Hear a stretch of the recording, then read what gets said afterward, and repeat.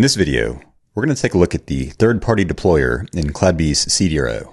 So when you have a task, like let's say a Jenkins deployment, and you use a CI job, can tell it what controller I want to point it at, you'll see that there's this deploy task and undeploy task.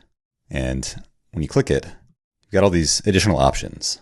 Now, you're probably familiar with both the microservice model, where you're pointing it at Helm charts, and it's very simple. And then you also have the traditional application models, which can be more complex to fit additional use cases.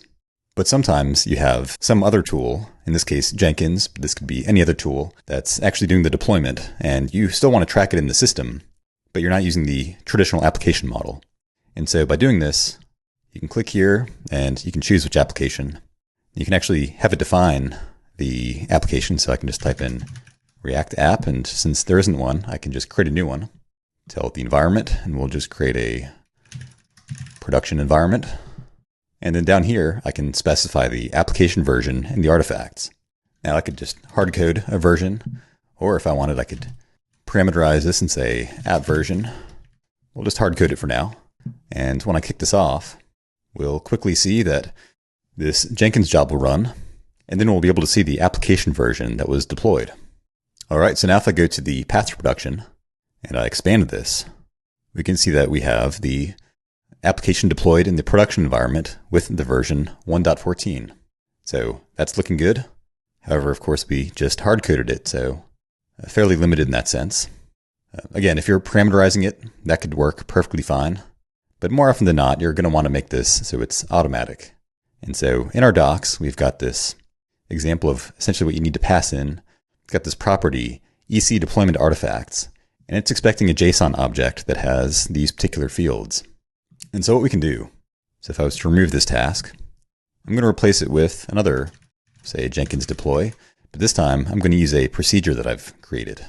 And so if I go to Jenkins deploy, and we're going to call this the deploy task.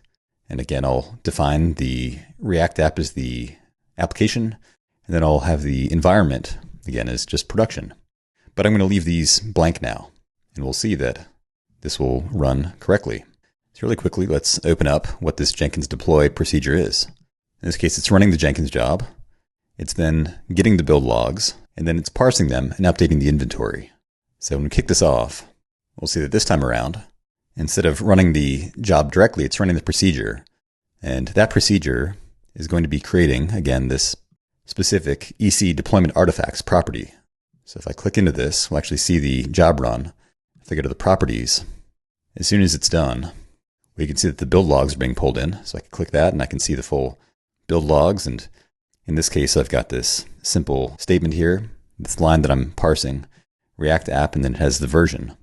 And then it's creating this EC deployment artifacts, which again is pulling the application version, and it's having the individual artifacts. So in this case, it's just a single application. You could have multiple artifacts as well.